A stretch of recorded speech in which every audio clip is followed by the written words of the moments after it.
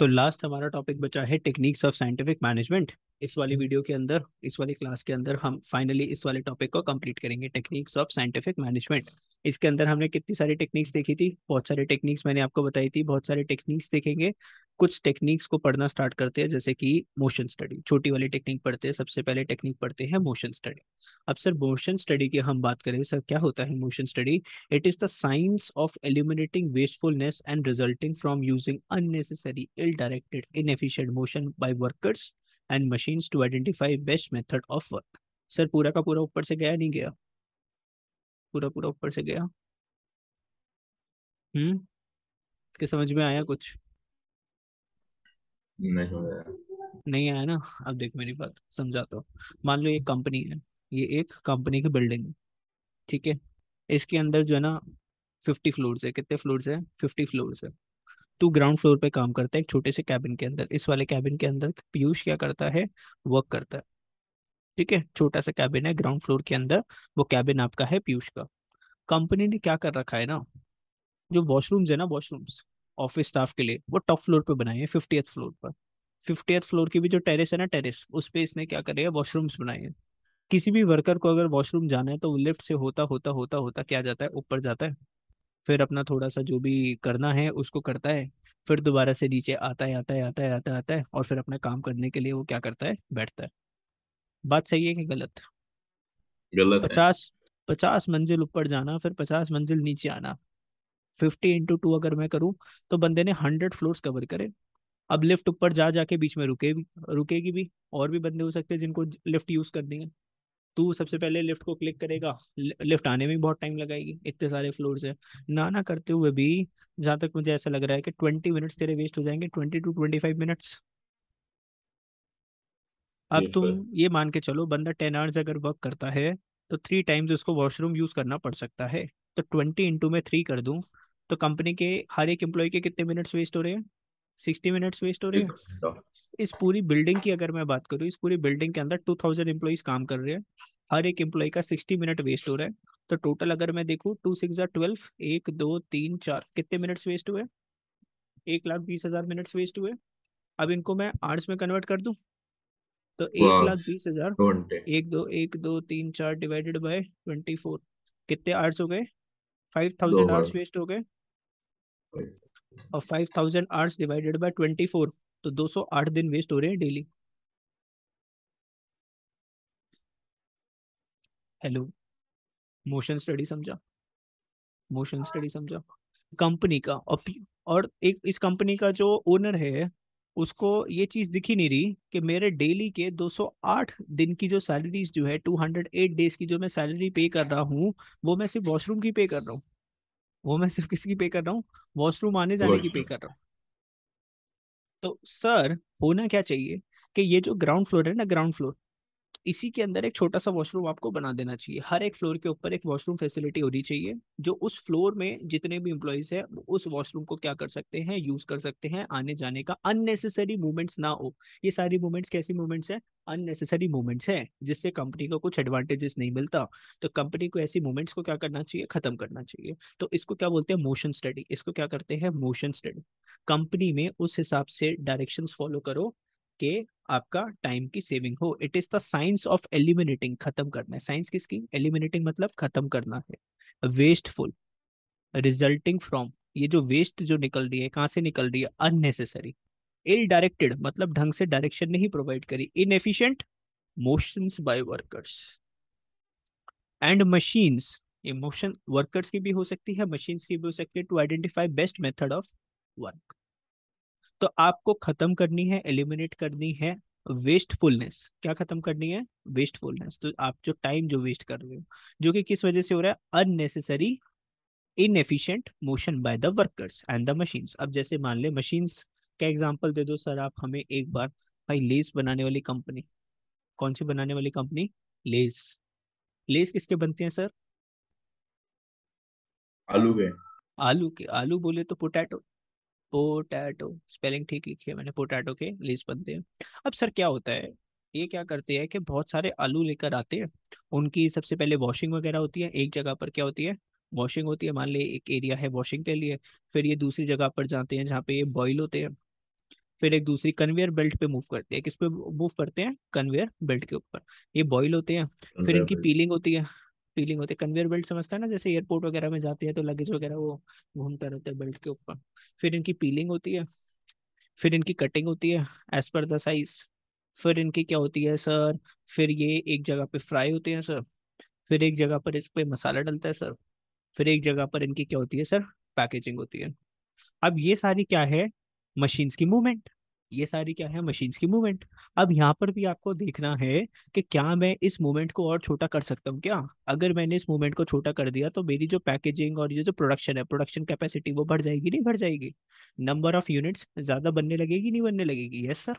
Sir अगर मैं ये जो इतना फालतू में, अगर ये जो मूवमेंट है अगर मैं इसको खत्म कर दूं, इतने बड़े एरिया में मूव करती है, छोटे से एक एरिया में इसको कर दूं, तो सर मेरी नंबर ऑफ यूनिट्स की प्रोडक्शन ऑटोमेटिकली इंक्रीज हो जाएगी। ये तो आपने सही बोला, ठीक है। तो ऐसे ही आपको मशीन्स का भी देखना पड़ेगा और किसका देखना पड़ेगा? वर्कर्स का। तो इसी के साथ आपकी क्या खत्म होती है? Motion study. अब बात करते हैं टाइम स्टडी। किसकी बात कर रहे हैं सब? Time study. उससे भी पहले हम बात कर लेते हैं फटीग स्टडी। ये तो सबसे मजेदार चीज है सर। सर फटीग स्टडी का मतलब क्या होता है सर? अंगड़ाई आना, उबासी लेना, उसको क्या बोलते हैं सर? Fatigue study. फटीग का वैसे इंग्लिश मीनिंग क्या होता है? फटीग। फटीग का मतलब सुस्ती आने का टाइम, सुस्ती। वर्ड सुना है सुस्ती? सर सुस्ती आ गई सर पढ़ते Yes. पढ़ते, है ना, जैसे अभी तेरे को आ रही है। Fatigue study seeks to determine time and frequency of rest interval in completing a task. हम यहाँ पे स्टडी कर रहे हैं, हम क्या कर रहे हैं? स्टडी कर रहे हैं किसकी? टाइम की। फ्रीक्वेंसी किसकी? टाइम और फ्रीक्वेंसी किसका? रेस्ट का। इन कंप्लीटिंग अ टास्क मतलब एक काम को करने के लिए हमारा दोस्त कितनी बार रेस्ट लेता है, और जो वो रेस्ट लेता है हर एक रेस्ट में वो कितना टाइम वेस्ट करता है। तो पीयूष जब पढ़ने के लिए बैठता है तो वो रेस्ट लेने के लिए क्या करता था? बात बात पे इंस्टाग्राम निकालता था, कहता 5 मिनट देखूंगा बस। अब वो 5 मिनट कब 10 मिनट हो गए, 15 मिनट हो गए, 20 मिनट, 1 घंटा, और उसके बाद सो गया क्योंकि आंखों में दर्द हो गया, सर में दर्द हो गया। बोल, सही बात है कि नहीं? सही है सर। है ना? तो एक काम को करने के लिए आप कितनी बार रेस्ट करोगे? कितनी बार आप रेस्ट लोगे? फ्रीक्वेंसी। और टाइम, तो वो जो रेस्ट जो रहेगा वो कितने टाइम का रहेगा? तो तूने बोला सर मैं 1 घंटा पढ़ने के लिए जो है ना, मुझे बीच में 5-5 मिनट के मतलब 3 बार रेस्ट लेने हैं, 5-5 मिनट्स के, तो टोटल 15 मिनट्स का मुझे क्या चाहिए? रेस्ट। सिर्फ 1 घंटा पढ़ने के लिए मुझे कितना रेस्ट चाहिए? 15 मिनट का तो रेस्ट ही चाहिए। तो फ्रीक्वेंसी हो गई नंबर, और टाइम हो गया कि multiply by time. The rest interval will enable workers to, sir उससे क्या हो जाएगी? रीगेन हो जाएगी हमारी लॉस स्टेमिना, देयर बाय वॉलेटिंग, जिसकी वजह से एक्सीडेंट्स नहीं होंगे, रिजेक्शंस नहीं होगी, इंडस्ट्रियल सिकनेस नहीं होगी। ठीक है, ओके, ओके। Yes sir. चलो, तो बेसिकली वर्कर को पूरे दिन इतना मेहनत करता है वर्कर, तो उसको बीच में रेस्ट भी चाहिए, तो पूरे दिन में कितनी बार वो रेस्ट लेगा? और वो जो रेस्ट जो लेगा तो कितने कितने मिनट्स का वो रेस्ट होगा? तो रेस्ट लेने से उसको क्या मिल जाती है सर? रीगेन हो जाती है लॉस्ट स्टेमिना, जिसकी वजह से कंपनी में कम चांसेस है एक्सीडेंट्स के, रिजेक्शंस के और इंडस्ट्रियल सिकनेस के। इंडस्ट्रियल सिकनेस क्या होता है? अरे काम करते करते वो हो जाता है ना, जैसे बंदे पागल से हो जाते हैं कि पूरा टाइम काम काम काम, हमारी जिंदगी में कुछ नहीं है क्या? Mentally frustrated, that is yes sir. Industrial sickness. जैसे हम पढ़ाई से हो जाते, अभी तेरे को होगी एग्जाम्स के टाइम पर, तो वो इंडस्ट्रियल सिकनेस नहीं होगी, वो होगी स्टडी सिकनेस। मम्मी बोल रही है पढ़ ले, पापा बोल रहे हैं पढ़ ले, बाकी सारे बोल रहे हैं पढ़ ले पढ़ ले पढ़ ले, पढ़ता क्यों नहीं है? बड़ा नाक में दम कर रखा है, उसको क्या बोलते हैं? सिकनेस। समझ गया? आप कनेक्ट कर पाए? अपने से नहीं कर पाया? आराम से सर। कर दिया। Very easy. Very easy. चलो टाइम स्टडी की बात करते हैं। किसकी? Time study. It determines the standard time taken to perform a well defined job. Time study के अंदर आपको पता होना चाहिए कि एक टाइम, एक बेसिकली काम को करने के लिए कितना टाइम लगेगा, स्टैंडर्ड टाइम। अब मुझे पता है इस चैप्टर से नोट्स पढ़ने के लिए, अच्छे से पढ़ने के लिए, इस चैप्टर को करने के लिए ज्यादा से ज्यादा मैक्सिमम टू मैक्सिमम एक बच्चा ढंग से पढ़ेगा 2 आवर्स के अंदर ये पूरा चैप्टर हो सकता है इन मेरे वाले नोट से। This is standard time. अब बच्चा ले रहा है 4 घंटा, बच्चा ले रहा है 5 घंटा, कहीं ना कहीं गड़बड़ है दया, कहीं ना कहीं गड़बड़ है। The objective of time study is to determine the number of workers to be employed. Frame suitable incentive schemes and determine the labour cost. तो टाइम स्टडी में हमको पता है कि सर इस टाइम को करने में, इस काम को करने में इतना टाइम लगेगा, इतने सारे वर्कर्स लगेंगे, इतनी उनको सैलरी देनी पड़ेगी, इतनी कंपनी की कॉस्ट लग जाएगी। समझा मेरी बात? नहीं समझा? This is time study. आपको एक प्रोजेक्ट मिला, आपको एक हाईवे बनाने का प्रोजेक्ट मिला, 100 किलोमीटर का एक हाईवे बनाना था आपको। तो आपने असरटेन करा कि सर अगर हम 100 वर्कर्स लगाएंगे ना, तो 3 साल के अंदर इस हाईवे को हम बना देंगे। तो 100 वर्कर्स की सैलरीज होगी, उनकी इंसेंटिव्स होगा, अदर बेनिफिट्स होंगे, तो वो सब आपको निकालना पड़ेगा। तो इसको बोलते हैं क्या? Time study. किसी काम को करने में कितना टाइम लगेगा, that is to time study. बोलो समझे? Method study. किसकी? Method study. हर एक काम को करने का एक सबसे बढ़िया मेथड होता है, चीप एंड बेस्ट, वो ढूंढना है हमें। तो मेथड स्टडी क्या है? चीप एंड बेस्ट मेथड ढूंढ लो काम करने का। The objective of method study is to find out one best way of doing the job to maximize the efficiency in the use of material, machinery, manpower and capital। Maximise करोगे efficiency किसको use करके? Materials को use करके, machine को use करके, manpower को use करके और कैपिटल को यूज करके। ठीक है, इसको छोड़ दे, 2 पॉइंट्स को। तो method study, one best method of doing a job by using the materials, machinery, man power and the capital. ठीक है, Yes, sir. इजी। सो तो नहीं रहा बिल्कुल भी? वीडियो ऑन नहीं करी आज तूने? नहीं सोना नहीं है चाहिए। बिल्कुल। हाँ, अब बात करते हैं डिफरेंशियल पीस वेज सिस्टम। किसकी बात करेंगे? Differential piece wage system. अब सर क्या होता है डिफरेंशियल पीस वेज सिस्टम? तो मैं बताता हूँ। देखो, एक कंपनी थी। कौन थी? कौन थी? कंपनी। कंपनी। ठीक है,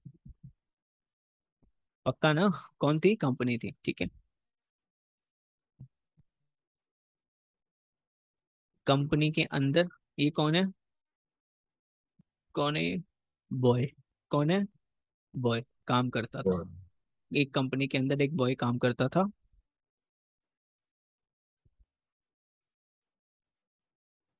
ये कौन है? गर्ल। गर्ल। तो एक बॉय एंड गर्ल कंपनी के अंदर क्या करते थे दोस्त? काम करते थे।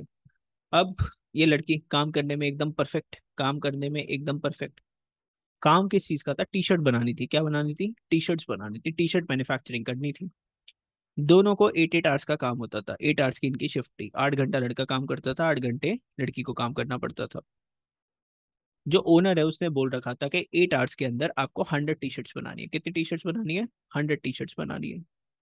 ये लड़की क्या करती थी? ना तो ये लंच वगैरह करती थी, ना ब्रेक लेती थी। ये डेली 120 टी शर्ट्स बनाती थी। कितनी टी शर्ट्स बनाती थी? 120 टी शर्ट्स बनाती थी एक्स्ट्रा। मालिक बोलता था 100 टी शर्ट बना, ये बनाती थी 120 टी शर्ट्स। ये जो बॉय है ना, बॉय, ओनर बोलता था 100 टी शर्ट्स बनाओ, लेकिन ये अधिकतर 80 90 95, मतलब हमेशा ये जो है ना 100 से कम टी शर्ट्स बनाता था। दोनों की सैलरी फिक्स थी। लड़का भी 15,000 पर मंथ लेता था, लड़की भी 15,000 रुपीज पर मंथ लेती थी। अब ये लड़का एक दिन लड़की को क्या बोलता है? बता क्या बोला होगा लड़के ने लड़की को? मेरा काम करते कर। मेरा काम? अरे उसके पास वैसे, वो कहता है तू पागल है क्या? वो बोलेगी ऐसा क्यों? कहते तू पागल है एकदम।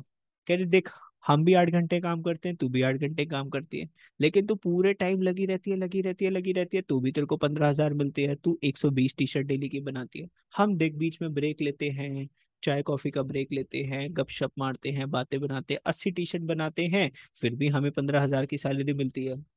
तो एक ना एक दिन लड़की को लगा बात तो सही है, मैं भी आज से क्या करती हूँ, कम काम करना स्टार्ट कर देती हूँ। 15,000 यहाँ पे भी मिल रहे हैं, 15,000 तेरे को भी मिल रहे हैं। बोल ऐसा होगा नहीं होगा? धीरे धीरे लड़की भी अपनी एफिशिएंसी क्या कर देगी? कम कर देगी। अपनी एफिशिएंसी क्या कर देगी? कम कर देगी। इससे किसका नुकसान होएगा? ओनर का नुकसान होएगा। ओनर कहेगा ये तो था ही नालायक, लड़की को भी नालायक कर देगा। ठीक है, अब ओनर ने क्या करा? एक दिन आके ओनर ने बोला सुनो सुनो सुनो भाइयों और बहनों। तो दोनों चले गए। आ गया भाई ओनर क्या बोल रहा है। ओनर ने बोला मेरी बात सुनो, 100 टी शर्ट्स तो आज के दिन पे आपको डेली के डेली बनानी बनाई है, बनानी है, मैंडेटरी है। 100 टी शर्ट्स तो आपको बनानी ही बनानी है। और हर एक टी शर्ट के ऊपर मैं क्या दूंगा आपको? हर एक टी शर्ट के ऊपर मैं आपको दूंगा 150 रुपए। कितने पैसे दूंगा? 150 रुपए दूंगा। तो अब यहाँ पर हम फिक्स सैलरी नहीं रख रहे, हम किसके ऊपर रख रहे हैं? पीसेस के हिसाब से, नंबर ऑफ पीसेस जो आप बना रहे हो। हमने क्या कर दिया यहाँ पे, नंबर ऑफ पीसेस आप जो बना रहे हो उस हिसाब से हम आपको रेट देंगे। तो लड़के तूने 100 टी शर्ट्स बनाई, 150 का अगर रेट है तो तेरे को कितना महीना मिलेगा, 150 रुपीज पर मंथ मिलेगा। लड़की की अगर हम बात करें तो बॉस ने बोला कि मैडम सुनो, आप जो 100 टी शर्ट्स जो बना रहे हो ना उस पे आपको 150 का रेट लगेगा, कितना, 15,000 रुपये मिलेगा। आपने जो extra T shirt 20 T shirts जो बनाई ना उस पे हम आपको देंगे 200 रुपये का रेट। कितना देंगे, 200 रुपये का रेट। तो यहाँ पर आपको कितने मिल गए, 4,000 रुपये मिल गए। टोटल आपको कितने मिले, 19,000 रुपये। कितने पैसे मिले, 19,000 रुपये। मतलब स्टैंडर्ड के ऊपर, स्टैंडर्ड जो था वो था 100 टी शर्ट्स बनाने का, स्टैंडर्ड से ऊपर आपने जो टी शर्ट जो बनाई उसका हम एक्स्ट्रा पैसे देंगे। ओवर टाइम के, ओवर द प्रोडक्शन करने के हम आपको एक्स्ट्रा पैसे देंगे जो नॉर्मल रेट से ज्यादा होगा। नॉर्मल रेट था 150 रुपीज। समझा नहीं समझा? हाँ जी सर। अभी लड़का बोलेगा यार मैं सिर्फ 15,000 कमाता हूँ, लड़की 19,000 रुपये कमाती है, मुझे भी मेहनत अब कर लेनी चाहिए। इसको बोलते हैं डिफरेंशियल पीस वेज सिस्टम। अब पढ़ के देखो।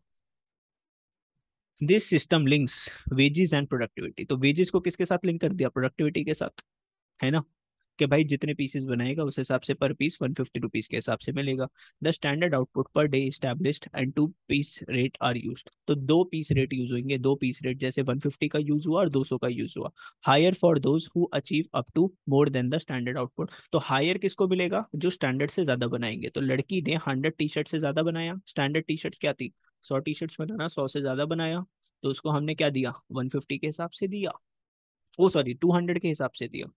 100 टी शर्ट्स के ऊपर तो हमने 150 के हिसाब से दिया, जो 100 से ऊपर जो 50 टी शर्ट्स जो बनाई या 20 टी शर्ट्स जो बनाई हमने दिया ₹200 के हिसाब से। समझा मेरी बात, नहीं समझा? समझिए। है ना? तो इसको मैं जरा थोड़ा ढंग से लिख दूं, देख क्या लिखा हुआ था। दो रेट यूज होंगे, एक तो 150 का रेट यूज हुआ, एक 200 का रेट यूज हुआ। 150 का रेट कब तक यूज होता रहेगा, 100 टी शर्ट तक। मोर देन 100 अगर आपने बनाई तो कौन सा रेट यूज होएगा, 200 का यूज 100। होएगा।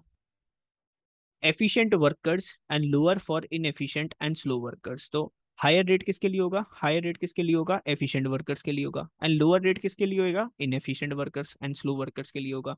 Thus efficient workers will be rewarded. तो एफिशिएंट वर्कर को रिवॉर्ड मिलेगा, इनएफिशिएंट विल बी मोटिवेटेड। और उनको देख के जो इनएफिशिएंट वर्कर्स है ना वो मोटिवेटेड हो जाएंगे कि हम भी अपने परफॉर्मेंस को क्या कर लेते हैं, इम्प्रूव कर लेते हैं। कर लेते हैं। इसी चीज का क्या है नीचे एग्जाम्पल। तो अगले दिन से लड़का भी मेहनत पे लग गया। ठीक है, बहुत ही बढ़िया सर। बात करते हैं point number 2, standardisation and simplification of work.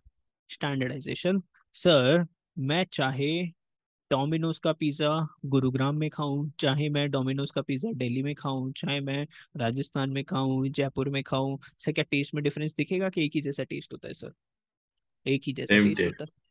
इसको क्या बोलते हैं सर, स्टैंडर्डाइजेशन। क्या बोलते हैं इसको, स्टैंडर्डाइजेशन बोलते हैं standardisation. Sir. Standardisation refers to developing standards for every business activity. ठीक है, हर एक बिजनेस एक्टिविटी के लिए हमने कुछ स्टैंडर्ड्स बनाए हैं। मैन्युफैक्चरिंग कंपनी में कुछ स्टैंडर्ड हो सकते हैं कि आपको डेली का इतना मैन्युफैक्चरिंग करना है। Simplification refers to eliminating. Simplification क्या है सर, सिंपल, सिंपल डिजाइनिंग। ज्यादा आप अननेसेसरी चीजें डाल के चीजों को कॉम्प्लेक्स मत करो। सिंप्लीफिकेशन क्या है, खत्म कर दो, एलिमिनेट कर दो सुपरफ्लूस वैरायटी ऑफ प्रोडक्ट और सर्विसेज। मतलब अगर आज की डेट में मैं बोलूँ, तो जैसे मॉल जाता होगा और तेरे को अपने लिए क्या लेना है, फेस वॉश लेना है, क्या लेना है, फेस वॉश लेना है। कंफ्यूजन होती है नहीं होती, कौन सा लूँ, कौन सा ऐसा फेस वॉश है जो मुझे गोरा करेगा, कौन सा ऐसा फेस वॉश है। कंफ्यूजन होती है नहीं होती, कभी कभार किसी चीजों के अंदर सर इतनी वैरायटी है। कभी तेरे को बोले मोबाइल फोन परचेज कर ले, कंफ्यूजन होगी नहीं होगी, तो बोलेगा सर सीधा एप्पल ही खरीदूंगा ना सर, कंफ्यूजन किस बात की। अरे मतलब आज की डेट में इतनी सारी वैरायटी आ चुकी है, इतने सारे प्रोडक्ट्स आ चुके हैं, इतनी सारी सर्विसेज है, कंफ्यूजन है ना, है ना, कंफ्यूजन होती है नहीं होती। तो सर सिंप्लीफिकेशन का मतलब क्या है, एलिमिनेट कर दो। अब जैसे सर सीधी सी बात है, बाथिंग बार, नहाने का साबुन। सर वो कंपनी कहती है हमने एलोवेरा डाल रखा है, वो कंपनी कहती है हमने ये डाल रखा है, वो कंपनी कहती है हमने ये डाल रखा है। सर बंदा कंफ्यूज, खरीदे तो कौन सा खरीदे, इतनी वैरायटी है। तो ये कहता है भाई ये जो सुपर फ्लोस वैरायटी है ना, इतनी सारी आपने जो वैरायटी है इसको खत्म करो। रादर देन चीजों को क्या रखो, सिंपल रखो कि भाई नहाने का साबुन है, it is a bathing bar, कोई सा भी यूज करो सब कुछ चलेगा। इससे क्या होएगा, कंपनीज की क्या हो जाएगी, savings of cost. Of labour material and tools. अलग अलग सोप को बनाने के लिए अलग अलग लेबर्स लगेगी, अलग अलग मशीन्स लगेगी, तो क्यों करना, सिंपल रहने दो ना, सब एक जैसा बनाओ। It leads to fuller utilisation of equipment. उससे क्या बेनिफिट मिलेगा सर, अपना जो इक्विपमेंट है वो अच्छे से यूज हो जाएगा और उससे इंक्रीज हो जाएगा टर्नओवर। टर्नओवर का मतलब होता है सेल्स, कंपनी की सेल्स में इंक्रीज हो जाएगा। तो मतलब कहना क्या चाहते हो सर, एक बात में बोलो। मैं बोलता हूँ 10 प्रोडक्ट के अंदर दिमाग ना लगा के एक ही प्रोडक्ट में दिमाग लगाओ, चीज ज्यादा अच्छी होगी। स्पेशलाइजेशन के ऊपर फोकस करो। किस पे फोकस करो, स्पेशलाइजेशन के ऊपर। एक चीज बनाओ लेकिन इतनी अच्छी बनाओ कि दुनिया में आपसे अच्छी कोई नहीं बनाता। समझे? आया कि निकल गया ऊपर से सर? नहीं आ भी समझ। आ गया, ठीक है। बहुत ही बढ़िया। पढ़ रहा है नहीं पढ़ रहा, मेरी सारी मेहनत पानी मत कर दियो। इस टाइम पता है सारी इतनी सारी क्लासेस हो जाती है, गले से आवाज नहीं निकलती। कभी लगता होगा तेरे को, लेकिन फिर भी मैं इसलिए ले रहा हूँ क्लास के तेरा कोर्स थोड़ा टाइमली हो जाए। हालांकि मैं डेली का एक क्लास का शेड्यूल सोच रहा था, लेकिन मैं तेरी मॉर्निंग में भी ले रहा हूँ, इवनिंग में भी ले रहा हूँ क्लास, और वो भी इंडिविजुअल इंडिविजुअल, कोई किसी के साथ नहीं ले रहा। लेकिन मुझे भाई अगर तूने रिजल्ट ला के नहीं दिखाया तो फिर मैं डीमोटिवेटेड हो जाता हूँ, फिर मुझे पढ़ाने में मजा नहीं आता उस बच्चे को। है ना? अभी तू देख रहा होगा मैं एकदम मोटिवेशन के साथ पढ़ा रहा हूँ बहुत अच्छे से। अभी मेरे को चाहिए रिजल्ट। अब मेरे को पता चला कि भाई इतना अच्छे से पढ़ के भी पीयूष नंबर नहीं लाया, फिर मैं क्या हो जाऊंगा, डिमोटिवेटेड। तो मोटिवेशन करना आपके हाथ में है कि सर आप ऐसे ही पढ़ाते रहो तो मजा आ जाएगा। तो मेरे को कैसे मोटिवेशन मिलेगी, जब तू पढ़ेगा अच्छे से, मार्क्स लेकर आएगा और ढंग से पढ़ेगा। अब तेरा फर्स्ट चैप्टर और सेकंड चैप्टर की लर्निंग स्टार्ट कर दे। फर्स्ट चैप्टर की लर्निंग और सेकंड चैप्टर की लर्निंग स्टार्ट कर दे। मैं 1-2 दिन के अंदर बस चलो। अब लास्ट टॉपिक है फंक्शनल फोरमैनशिप। अब इसमें क्या होता है देखो ध्यान से। Functional foremanship is a technique in which planning and execution are separated. किसको सेपरेट करा है सर? एक होता है प्लानिंग, आपने प्लानिंग कर ली, अब उसका क्या करना है, एग्जीक्यूशन। दोनों में डिफरेंस है। हमने प्लानिंग कर ली लेकिन एग्जीक्यूशन स्टार्ट नहीं करा, तो कुछ चीज हो सकती है, हो ही नहीं सकती सर। सिर्फ मैं प्लान करे जा रहा हूँ, प्लान करे जा रहा हूँ, लेकिन मैं पढ़ाई नहीं कर रहा, मार्क्स आ सकते नहीं आ सकते। तो प्लानिंग एक अलग चीज होगी, एग्जीक्यूशन एक अलग चीज होगी, कि प्लान को मैं स्टार्ट कर रहा हूँ नहीं कर रहा। There are 8 types of specialised professionals, 4 under each, under planning. तो टोटल कितने प्रोफेशनल्स होते हैं किसी भी काम के अंदर? 8 प्रोफेशनल्स होते हैं। 4 होते हैं प्लानिंग के अंदर एंड 4 होते हैं एग्जीक्यूशन के अंदर। क्यों होते हैं sir? To extract optimum performance, अच्छी परफॉर्मेंस निकालने के लिए। तो प्लानिंग इंचार्जेस कौन कौन से होते हैं, ध्यान से भाई याद रखना है इनके नाम। एक होता है अपना रूट क्लर्क। कौन होता है? Route clerk. एक होता है इंस्ट्रक्शन कार्ड क्लर्क। एक होता है टाइम एंड कॉस्ट क्लर्क। एक होता है शॉप डिसिप्लिनेरियन। ठीक है। क्या काम होता है रूट क्लर्क का? To specify the exact sequence and route of production, कि ये जो सामान है कैसे कैसे फ्लो करेगा पूरी कंपनी के अंदर। ठीक है, रॉ मटेरियल आएगा तो कौन से प्लेस पे रखा जाएगा, वहां से मशीनरी तक कैसे जाएगा, मशीनरी से पैकेजिंग डिपार्टमेंट तक कैसे जाएगा, उसका पूरा रूट कौन डिसाइड करेगा? Route clerk. He will decide the movement of goods. Instruction card clerk is responsible for drafting instructions for the workers. Workers की इंस्ट्रक्शन ड्राफ्ट करेगा कौन? Instruction card clerk. Time and cost clerk to prepare time and cost sheet for the job. एक काम को करने में कितना पैसा लगा एंड कितना टाइम लगा, कौन बनाएगा? Time and cost clerk. Shop disciplinarian to ensure discipline and enforcement of rules, के सारे वर्कर्स डिसिप्लिन को फॉलो कर रहे हैं, रूल्स एंड रेगुलेशंस को फॉलो कर रहे हैं नहीं कर रहे, कौन डिसाइड करेगा? Shop disciplinarian. फिर बात करते हैं प्रोडक्शन इंचार्जेस की। यहाँ पे कौन कौन होता है? गैंग बॉस होता है, स्पीड बॉस होता है, रिपेयर बॉस होता है, इंस्पेक्टर होता है। गैंग बॉस किस चीज का रिस्पॉन्सिबल है? He is responsible for keeping tools and machine ready for the operation. के वर्कर्स जैसे ही आएंगे उनको मशीन चालू मिलेगी, मशीन में अगर कोई क्लीनिंग है तो क्लीन मिलेगी, ग्रीसिंग करनी है ग्रीसिंग मिलेगी, मशीन को गर्म करना है तो गर्म करी हुई मिलेगी। तो basically he will keep the equipment ready for starting the production. Speed boss की बात करें तो speed boss is responsible for timely and accurate completion of the job. Speed boss sir time पे काम कंप्लीट करके दूंगा एकदम ठीक, उसको कौन रिस्पॉन्सिबल है? Speed boss. रिपेयर बॉस क्या करेगा? To ensure proper working condition of the tools and machines, कि हमारी जो मशीन्स है सारे इक्विपमेंट्स है वो ढंग से चल रहे हैं कि नहीं चल रहे, अगर वो रिपेयर मांग रहे हैं तो रिपेयर करवा दो। इंस्पेक्टर क्या चेक करेगा? Quality of work. Oh my God sir, इतने सारे बंदे प्रोडक्शन के अंदर समझिए ना sir. Gang, speed, repair, inspector, इनके नाम तो पहली बार सुने यस होंगे तुम। हैं इतनी डिटेल में गए अंदर तक कि पहली बार? पहली बार ही है नहीं तो ये अच्छा, की पहली वाली थी। तो पहले से भी तो यूटीज हुए होंगे बहुत बार। ड्यूटी हाँ हुए तो थे फर्स्ट सेकंड। चल, gang boss, speed boss, repair boss, inspector, और ऊपर कौन आ रहा है? Route clerk, inspector card clerk, time and cost clerk, and shop disciplinarian. तो मेरे ख्याल से सारे के सारे कंप्लीट हो गए। ये तो कुछ है नहीं, डिफरेंस करने की जरूरत नहीं है, आपको सिर्फ यहाँ तक करना है। ठीक है, नीचे वाला डिफरेंस करने की जरूरत नहीं है। पढ़ लियो एक बार, वैसे तो मैंने सारा पढ़ा दिया, उसकी रीडिंग कर लियो। तो ये वाला चैप्टर ऑटो सारा का सारा आपका क्या हो जाता है? फिनिश हो जाता है। हर एक चीज इतने अच्छे से, एक एक लाइन हमने पढ़ी, एक एक लाइन बहुत अच्छे से हमने लर्न करा है। सारी हेडिंग्स को लर्न करने के मैं आपको टेक्निक दे चुका हूँ। तो कैसा लगा ये वाला चैप्टर सर? मजा आया बस पढ़ वो के नहीं आता आया? है, कीवर्ड्स आता है उसमें, है आसानी। हाँ, कीवर्ड्स तो ज्यादा है। कीवर्ड्स, एक बात बता, अब तो बनी बनाई खीर मिली नहीं मिली, अब सिर्फ खानी तो है ना। बना दी मैंने सब कुछ इसके अंदर, जो भी मेवे वगैरह जो डालने थे, ड्राई फ्रूट्स वगैरह डाल दिए, सब कुछ इतने बढ़िया तरीके से। इतने बढ़िया नोट्स बना के दिए, क्लास में जाके, स्कूल में जाके पूछियो भाई, तुम जो भी बीएसटी की कोचिंग्स लेते हैं, आप अपने नोट्स दिखाओ, तो black and white he notes दिखेंगे आपको ज्यादातर। बहुत कम ऐसे नोट्स दिखे हुए मिलेंगे आपको। सारी चीजें एक जगह पर इतने अच्छे से। बस अब आपको क्या करना है, अब देख तेरे ऊपर है, तू इसको कैसे बेसिकली डाइजेस्ट करने वाला है। अब ये आपका स्टेमिना है सर, इसको डाइजेस्ट करना। मैंने इससे समझा दिया, एक एक वर्ड डिस्कस कर दिया। एक बार इसकी अच्छे से रीडिंग कर लो, जो डाउट है मेरे से पूछ लेना नेक्स्ट क्लास के अंदर। ठीक है? कल हम थोड़े सा क्लास जो है ना,